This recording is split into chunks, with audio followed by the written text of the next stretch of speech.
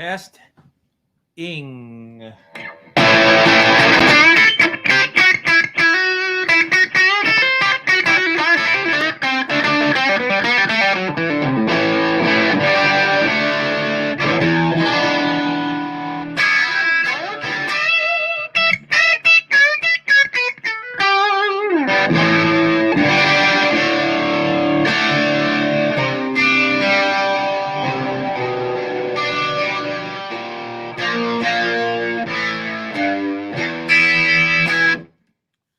Hey, how you guys doing? Are you doing? I'm Ken Rose. I play guitar with Hero Jr. And we are streaming live on Orange Hangs. It's Monday, 4 o'clock, same time as we do this every week. Hope you guys are good. Hope you guys are coming in. For some reason, it says that we're not posting on Facebook. I don't know why. It's weird. All right, sound check. Hope you guys can hear me okay.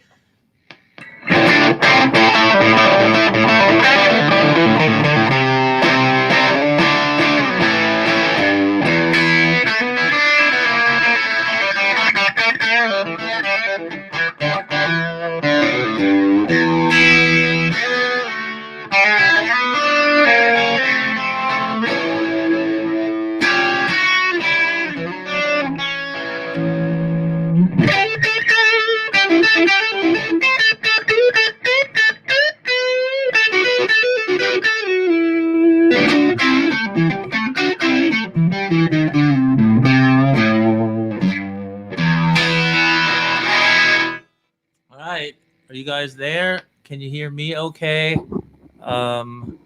Yeah.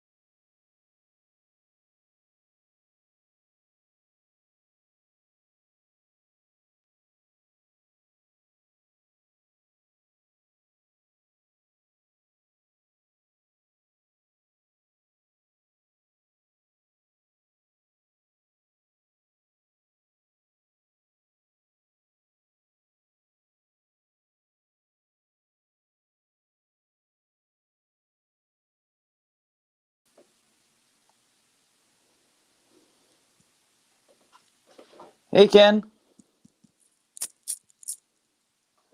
No audio. I can't hear you.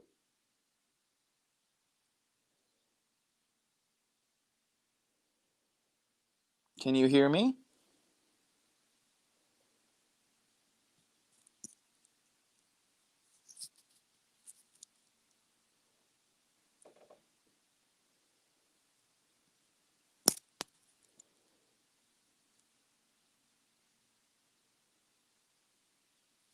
Check now. Now you can hear me. I can hear you now. That is so weird. My mic just flipped off on its own. It's doing how about that? We good? Yep. Can you still hear me? It's really broken up, but it usually does that for a second, and then it gets clear. This is where I get to say fuck on live TV. You sound like you're running through a bit crusher. That's so weird, and I'm getting... It might get better here in a second. Sometimes it does that. All right. Steve Rose says it's his fault. Why is it his fault? No. Well, it seems like I'm on now, and sorry, everybody. We back? Can you hear me? I'm gonna try leaving and coming back and seeing what that does. Maybe it's just a bad connection. All right. I hope you guys can hear. We're gonna try this again. I'm gonna get rid of Blake's gone.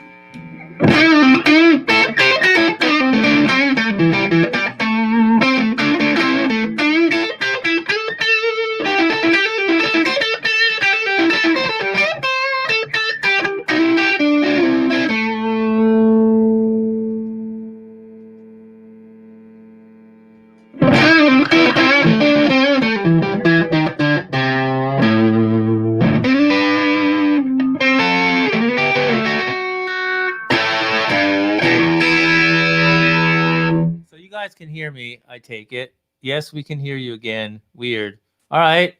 And can you hear me again? Now we're good. Fucking internet. I know, everybody's running around trying to censor everybody and do all this shit, but no one could get it straight, so it works right. It's working now. It's working now. I hear you great. Okay, cool. Well, let's do it. Fuck. Wow. One of those days. Yeah. How are you doing? Pretty good. Just like trying to keep it together. I feel like I'm juggling too many things at once, but that's better than, not doing anything. So I'll take it. Yeah, that's awesome. You got a new podcast coming up today? I did. I just published one with my friend Rick Calhoun from Honey Picks. He's been a long-time listener of the show, and we've chatted on and on off over the years. And this year, he actually started a company making picks. And so we decided to have him on and talk about all kinds of things. Talk about dad life and guitar pedals and everything in between. So and making picks. So is he actually making picks from scratch? He is.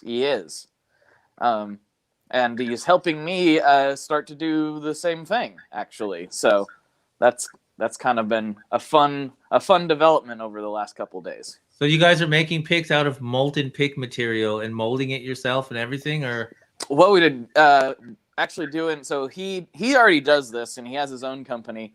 But for String Joy, I got a laser cutter in just last week, and I'm starting to learn how to use it. So they're all cut out via laser, and then kind of the final finish is done by hand. So cool. Yeah, it's a lot of learning about things that I don't know anything about. So well, I guess you can advertise that you're making handmade picks. That's pretty cool. Yeah, it'll be a String Joy product. Hopefully we can roll it out someday once I learn how to do it better, but we'll get there. That's rad. Mm-hmm. Cool. And any product videos or anything you've put up on your YouTube channel? I haven't done anything on YouTube in a minute because I've been focused on this EP. I have a text chat with my listeners, and I told all the people that are signed up for that I was going to have an EP by the end of February, and so I have to get it done. And so that's cool, man. That's taken a lot of my focus creatively right now. So I haven't done any YouTube videos in a little bit. Are you singing as well on your EP? Maybe. I'm not much of a vocalist. I've got some song ideas that I might. Well, we'll see. I told everybody I'm not going to worry about like genre. I'm not going to worry about it being cohesive. I'm just going to try to put some stuff out there. So it might alternate between like Townes Van Zandt and shoegaze. You know, who knows what's going to happen. That's awesome. Hey, and with all the pedals you have, anybody can sing. That's true. I just got to run it through enough effects. It'll be fine. What do you have today for us? So on that note, I actually completed my first, what I would call keeper track for the EP. I've wrote like 5 songs and I'm like, not entirely happy with, or started 5 songs that I'm not entirely happy with, but I finally came up with one. You know, after all the craziness that went down at the Capitol, I was in quite a mood. And I just blasted out this really weird, dark instrumental track. And this pedal that I'm bringing today was a big part of it. So this is the DoD FX75 stereo flanger. Yeah, I've posted it a few times. It's a great pedal. You can get them for not that much money. It's a real legit analog flanger. 3 controls, real simple to use. I like to run it real slow and wide. That's pretty much how I had it set for the track, actually, as you see it right there. Yep. So it's just really just wow, back and forth, you know. And I slammed it with a bunch of distortion into a reverb pedal, and it turned out I was really, really happy with it. So cool. Yeah, that's a good one. I mean, there's not a whole lot for me. The thing with flangers that I don't use them a whole lot, but when I used to use them a lot, there's some that really take your signal and mush it up and flange it, and you don't really get a hint of what went into it. Right. And then there's some where you kind of hear a little bit of what is going into it. And the DoD and the MXR, those are, and the Mutron stuff, like, you know, that stuff, it's really good. But that's one of the on the cheaper end of things. Yeah, it's really, I mean, well, actually, here's what I paid for it a few years ago. So I mean, you know, right on. I think you know, they're probably more like 60 to, I haven't checked in a long time, but a few years ago I picked this up for $40 and it's well worth it. Oh, that's cool. Mm-hmm. Awesome, man. Well, I can't wait to hear what you're doing. Yeah, man, maybe I'll shoot you a link to the first track and let you hear what kind of nonsense I came up with. Are you doing all the mixing, mastering, everything yourself? I probably won't do the mastering. I've had several people. I've never done mastering before, so I really am out of my depth. But I'm going to do all the mixing myself. Right on. That's cool. Are you on Pro Tools? What system are you using? Oh, I'm old school garage band, baby. Oh, that's man.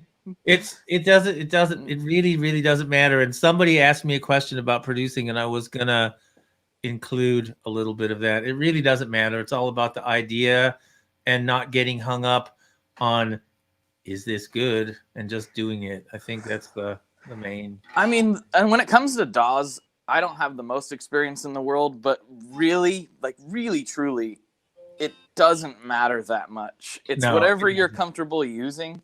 Yeah. And GarageBand, you know, I know it's like kind of viewed in a certain light just because it comes for free on every Apple device, but it's actually pretty good.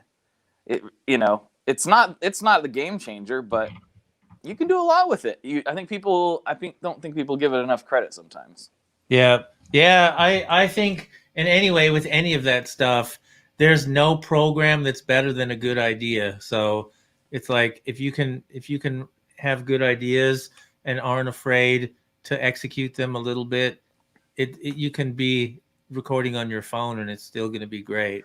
So just a little sidebar. I made a track the other day that probably won't be on the EP, but maybe. It's another instrumental one, and I just recorded it with my mule resonator guitar, and I just wanted to get the idea, just like you said. I recorded it with my resonator guitar and my phone, and I was like, I wonder what'll happen if I mess with this in the DAW a little bit, and I imported it into GarageBand. messed around with it a little bit, sent it off to a couple of my friends. They're like, "Holy crap, that sounds amazing! What did you use?" I'm like, "Dude, I recorded that on my phone." I mean, if I had money for all the times, I mean, when I do this for jobs for people and I'm writing for people, it's all about the idea. There are so many times where I've got my phone out and I've got a little thing that's good, and I've looped that, especially for more, pop or indie kind of records. And with the band, we record everything live, so it doesn't work. But I mean, there's times where people send me stuff to mix, and I'll put it through a cassette machine to get it feeling right. And the difference of putting a vocal through a $10 cassette player and back onto the workstation, I mean, I just think there's no rules. And the older and hopefully wiser that I get, I just see that none of it matters. No, it's like the idea is always king, and the passion that you use to do it. It's really rare that you can't find a way to do something with no gear. I mean, it's all about the idea, and it's all about just do it, and you never know. The rule is, there's one rule. The rule is, if it sounds good, it is good. And that's the end of the story. That's totally all there is to it. Yeah. Right on. Well, I can't wait to hear that stuff. Send it over anytime. Yeah, we'll do. I'll send you the link. Have a good week.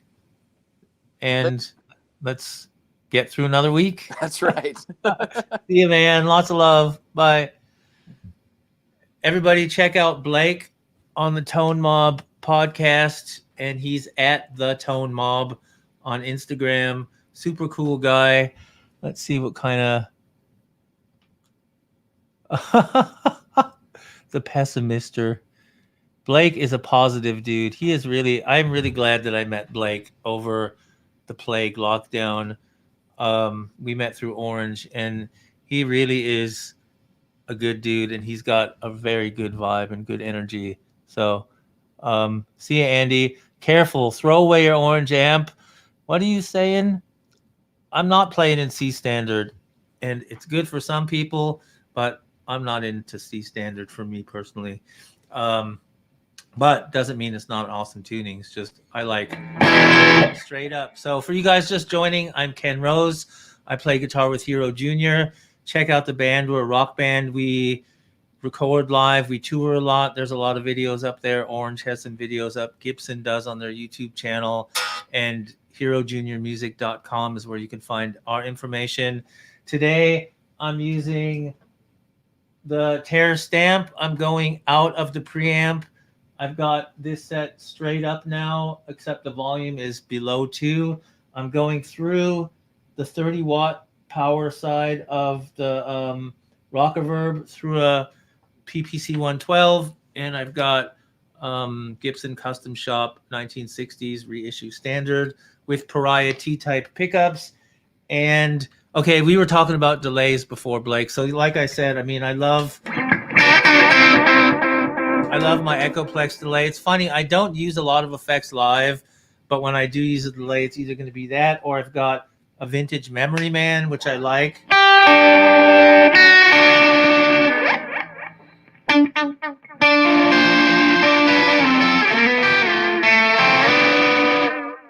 I also like that for the modulation.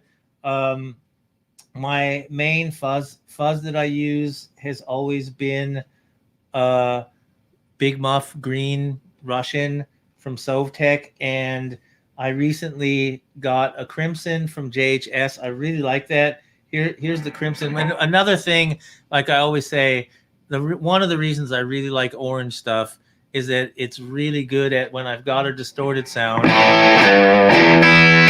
that I can put more fuzz on top of it.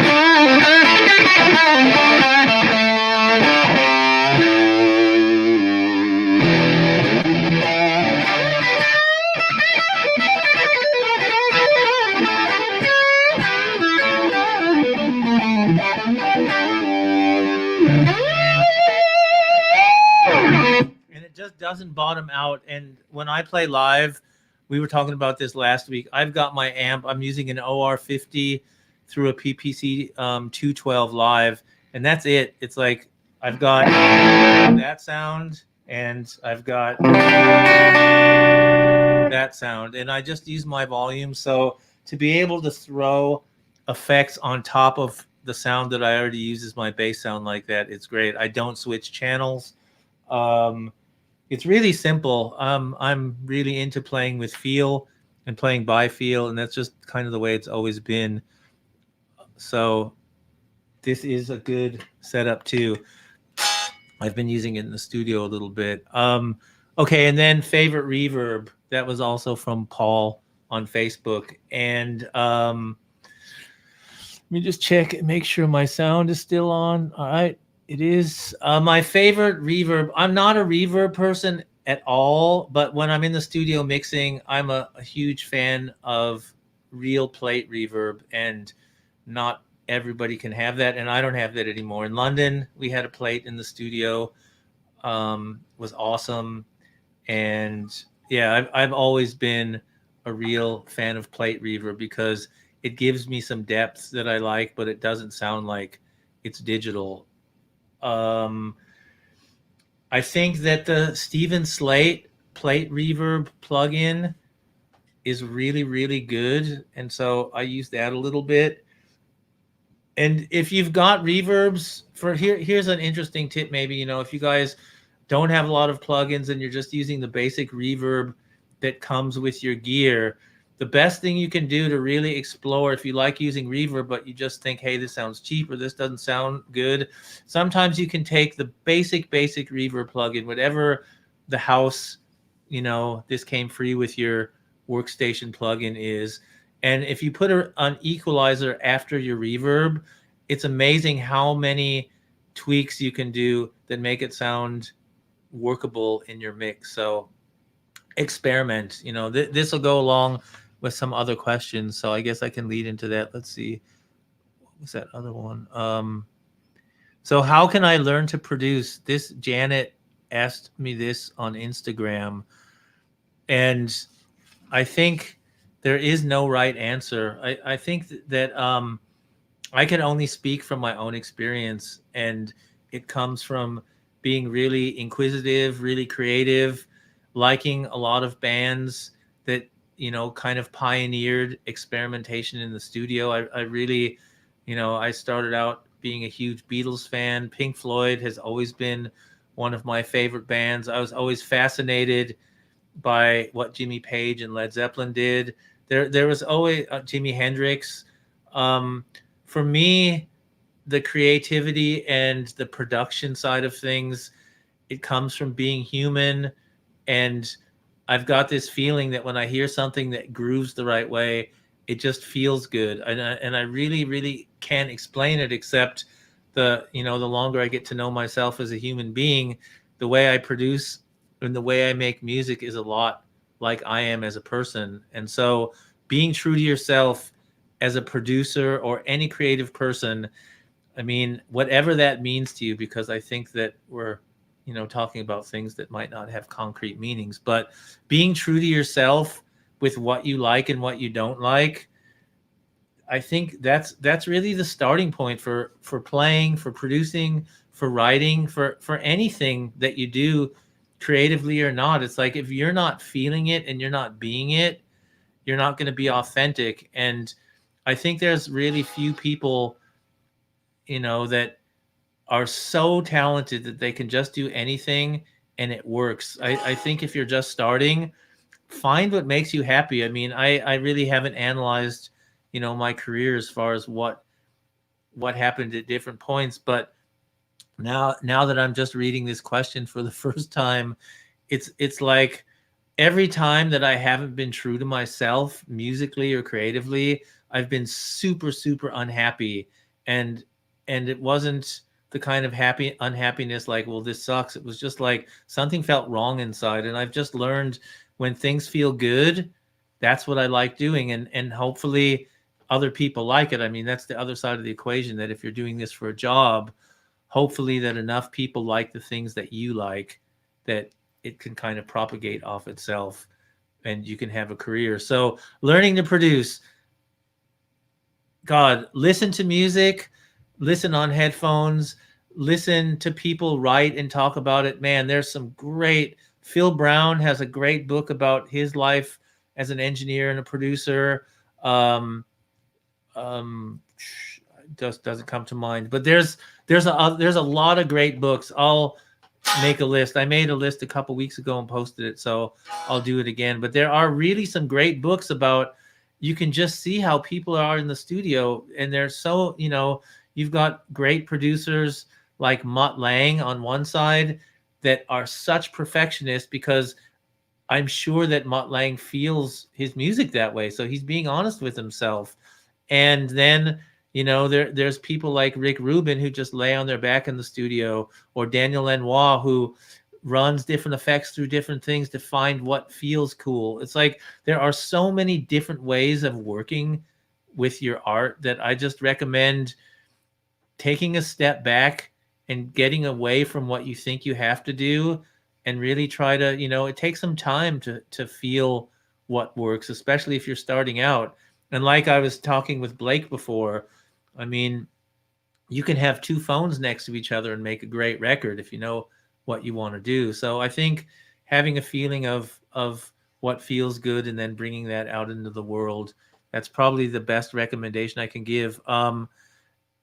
Write me more questions with that. I mean, it's really hard to answer a question like that in 5 minutes, but being true to yourself and allowing yourself both the frustration and the happiness about how it feels to make music. I mean, it's all there. It's, it's all kind of part of being human. So I guess putting your humanity into your music is probably the first step. And yeah, and find out what your heroes do. For me, that was a huge thing, is, experimenting, and it's like, oh, that's what he did, or reading a book and trying it, or reading someone else's book and saying, well, that's a cool idea, but I don't like it, but I like the technique and I'll apply it to my life. All those things, totally different.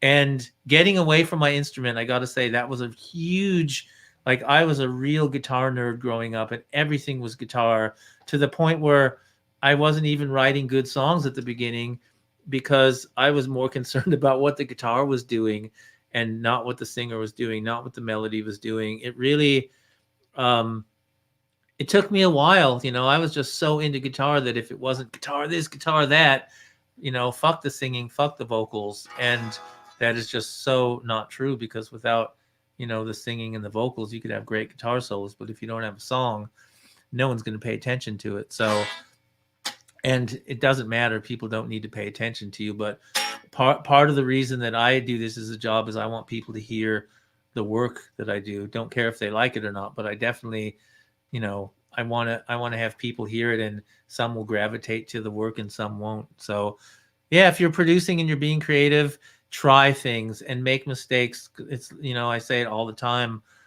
Making mistakes, I've learned more from the mistakes I've made than from the things I think are awesome, where I just go, whoa, this is awesome. It's like my favorite parts on all the records that I've made are the things where there's mistakes, or when it's with the band, when we did something that one time and the tape was rolling, and it's like, it'll never be like that because it happened in that moment. And sure, I can go back and learn it, but yeah, being in the moment, letting it, being honest when you record, and I can keep going forever on that, but that's what I would say.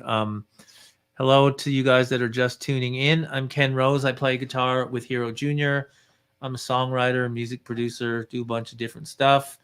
I've been a happy Orange user for 8.5 years now. And when I left London to come to America to tour with my band Hero Jr., they told me that I could put away my Marshalls and I would never want to use another amp except for my OR50.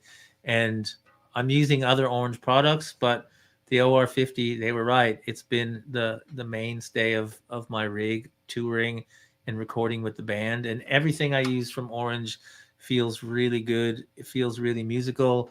Today I'm using the Terra stamp, but I'm running out of the preamp from the effects loop into the input of the effects loop of the rocker verb. So basically I've got a 50-watt version of this Terra stamp through a PPC 112. It's pretty rad.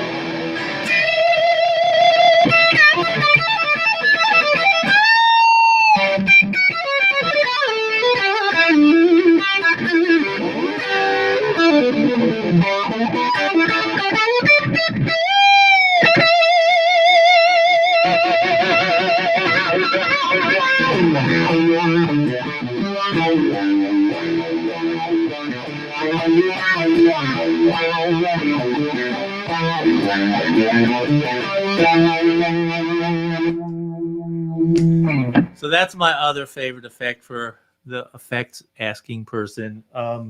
Phase 90 MXR 1970s edition.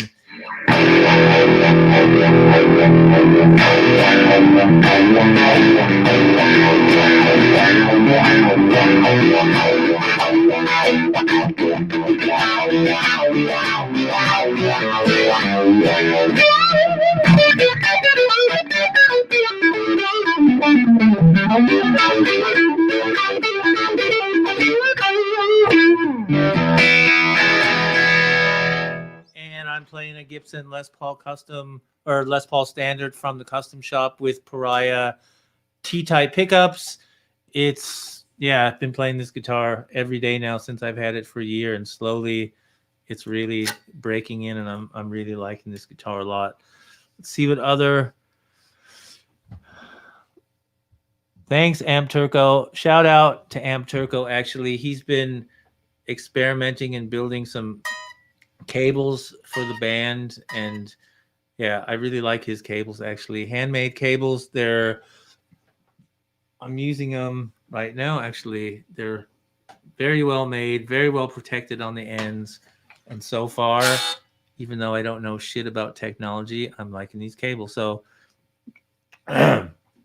shout out to Anthony at Amp Turco. He does some really good work. Check him out all over the place on social media. Okay, more questions. Here's one that I get a lot. This is the question that when I give master classes and seminars on songwriting, this is the most popular question that I get, and that's how do you stop writer's block? And I feel really lucky that I'm very creative and I don't really get blocked. There's times I don't feel like writing songs and I just don't write, but I think that I could pick up a guitar and write at any time. I think writer's block is, and this is just my opinion, it's not the gospel truth. I just think that writer's block, you got too much shit going on in your head and you're questioning everything you're doing, and you might have amazing ideas and they're not coming through because you're not letting them. So I think there are ways to help yourself if you really do get blocked. Like I've said before, when you're not blocked, keep a notebook. I think keeping a diary, a journal, a notebook, anything that's got words on it, ideas, feelings, thoughts, these are always things that you can go back to and just be re-inspired again. Before I joined Hero Junior, my main job was writing songs and producing for other artists. And so when I was signed with a major publishing company, my job was to write 1, 2, or even 3 songs a day sometimes. And I just had no option. I kind of had to be productive for my whole life doing that. And I'm really fascinated by the creative process, and I really enjoyed the creative partners that I had. So maybe I just got really lucky and didn't hit a whole lot of blocks. But I also always kept a notebook. There were times where I was writing and I was really bored or I wasn't happy with the session I was in, but I had to produce. So I'd walk down to the corner shop and buy a newspaper and just go through and look at words.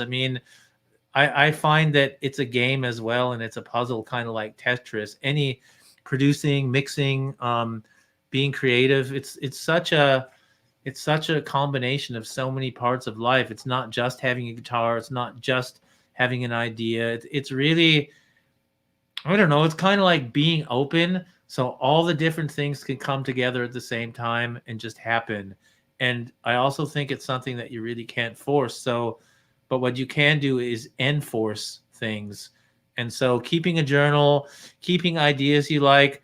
I mean, there's times where I was really down or just not wanting to write, and I would just crank up Led Zeppelin in the headphones for about 5 minutes. And it kind of reminded me why I'm doing what I'm doing. It's it's not an accident. So if you get a block, I think the one thing that makes it really hard is the more you freak out about being blocked with anything, playing guitar, life, whatever it is, the more you think about how blocked you are, the more you're going to be chasing your own tail and irritating the blockage. So when it comes to the songwriting, keep a journal and don't force yourself through stuff, but just do it. You see words on a page, make up a song, and if it's not the best song, great, it's not the best song, but maybe it'll lead you to what's the best for you next. And I think shutting down is really hard, and if you continue to have problems, I mean, find out. I've asked myself so many times why I'm shutting down, and it's led to some crazy shit that has nothing to do with music. So, don't be afraid to just take a breath and stand back and inquire within, what's going on.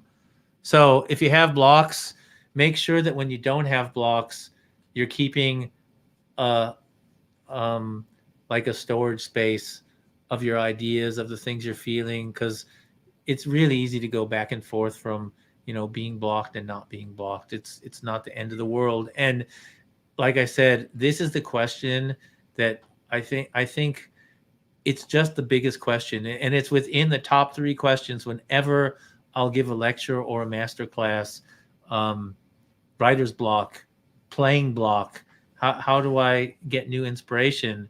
And it's just about keep observing, because I think that's where we get our inspiration from anyway, is when we're observing what's around us. So okay, wow, we're getting deep today here at Orange Hangs. For those of you guys just tuning in, I'm Ken Rose. I play guitar with Hero Jr. This is Orange Hangs. We do this every Monday, 4 o'clock Eastern and 9 o'clock UK time. There's some talking, there's some playing. Like I said before too, I'll put any of you guys on if you guys want to, if there's any of you guys that have bands or you guys are doing good work or you have questions or you want to talk about some of the things I talk about, drop me a line, My Warped Halo on Instagram.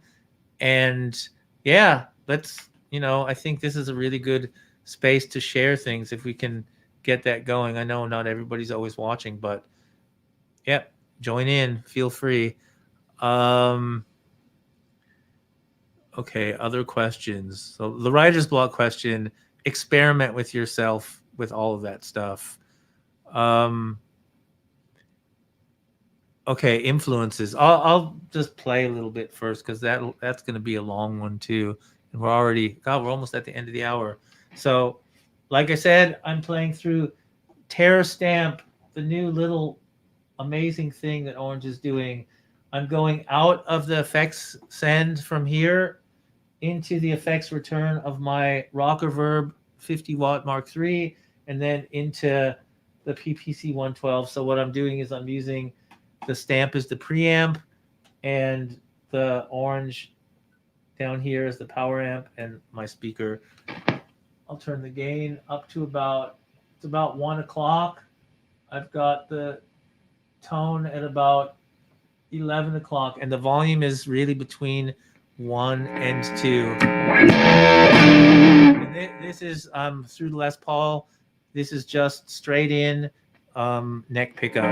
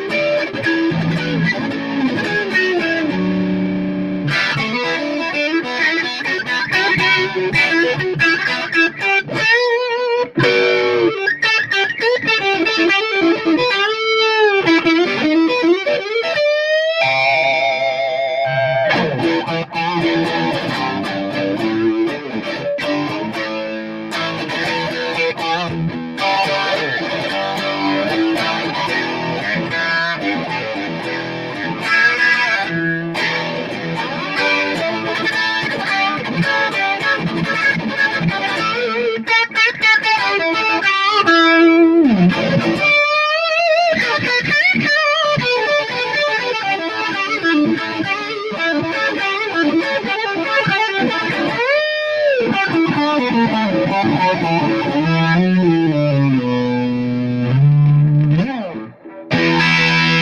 that's really so happy with the sound out of such a little thing. All right, biggest influences. Um, so my main influences have always been 60s and 70s oriented. Obviously, rock, blues, funk, and soul, and all of the generations that preceded that old style blues. I mean, Jimmy Page was the I think he was the first hero and influence that I had as a guitar player, and just for so many reasons. I mean, the dynamics of Led Zeppelin, I always found to be really great. I loved the sound palette.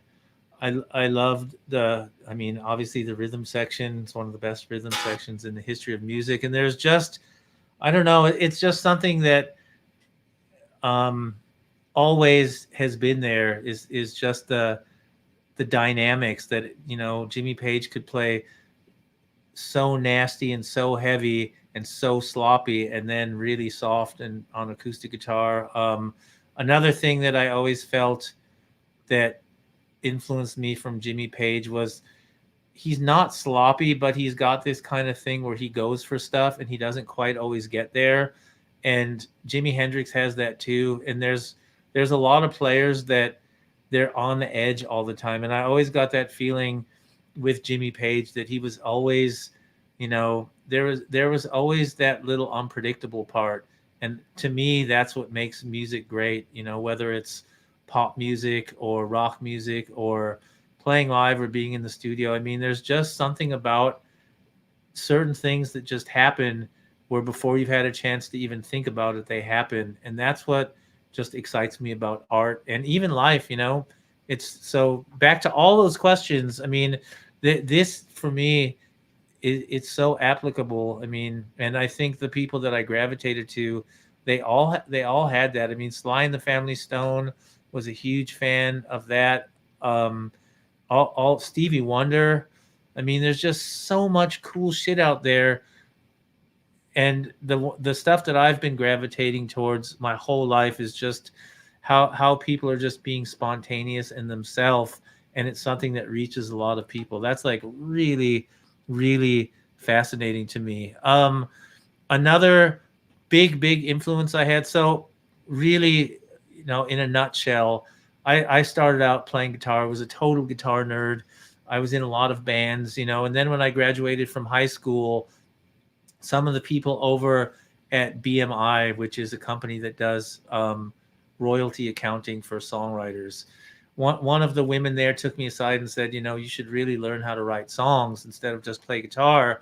You're in these bands, the songs are okay, you seem frustrated. And I took her, to heart, and I wanted to get into the music business. So I started paying more attention to songwriting, and I actually paid so much attention to songwriting that I ended up getting a staff songwriter gig. My first one was with a guy named Giorgio Moroder, who was pretty successful um, in the 80s with quite a repertoire of music. And so guitars were not important, really. I mean, the extent of my guitar playing for 2 years was really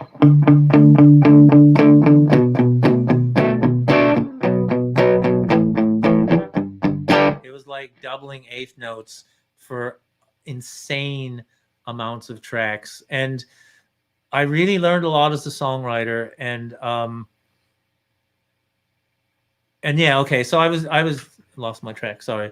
So I was writing songs, and I really had like gotten away from guitar. I learned how to program. I learned a lot more about keyboards and stuff, which is all great. But I have always been a rock guy at heart, and this is kind of where I'm getting to with all of the stuff I've been talking about. Is like I really wasn't happy.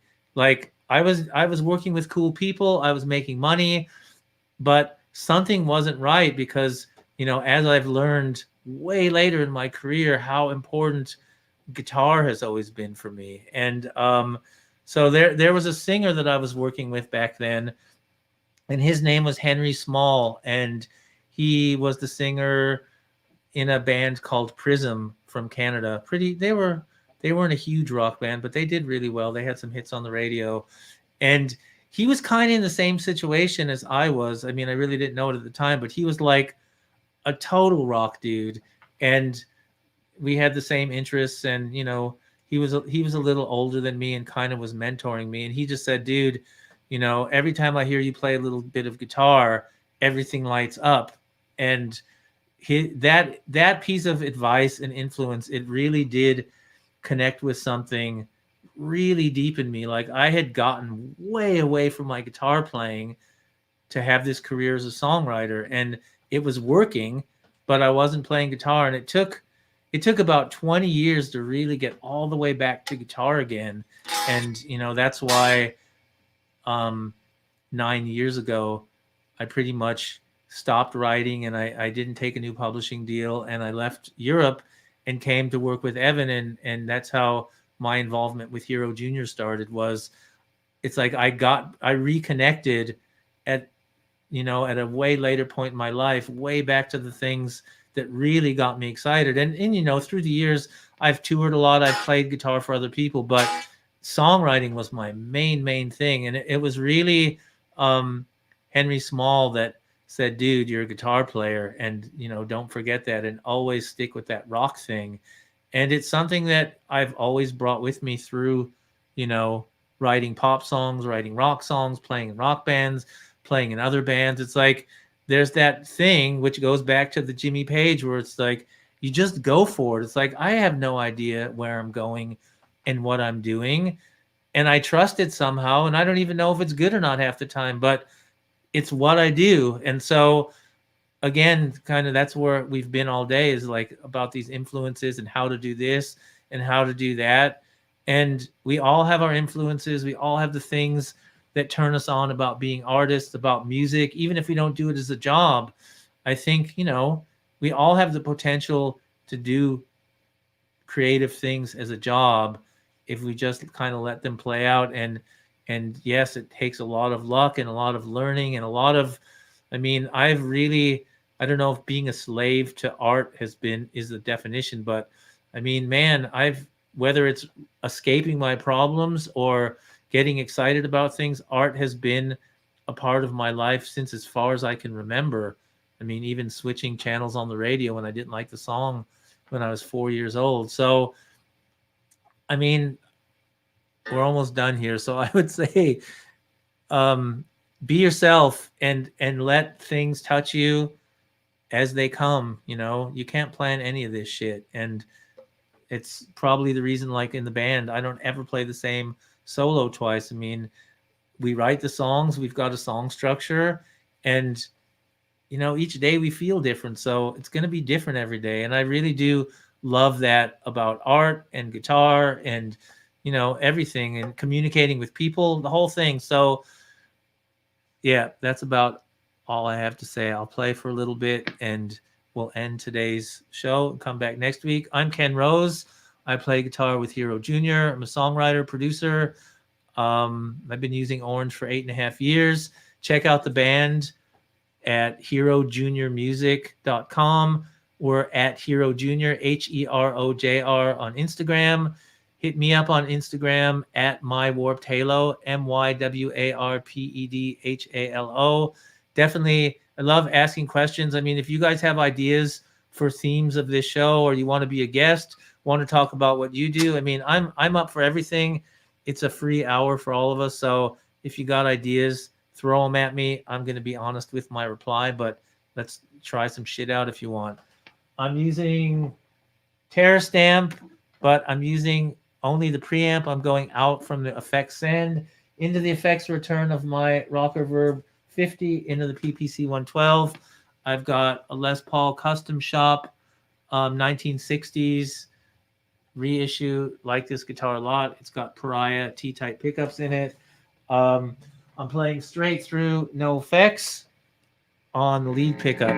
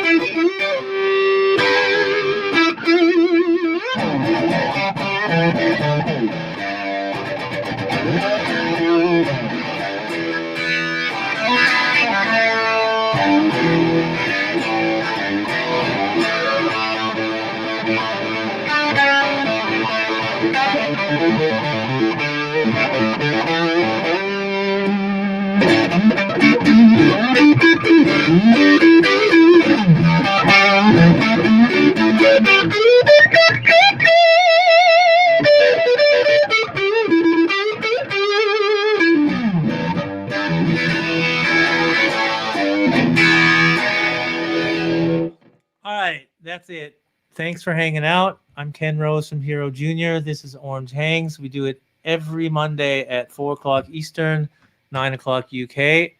And send me a message. And yep, stay in touch and see you next week. Stay cool, you guys. See ya.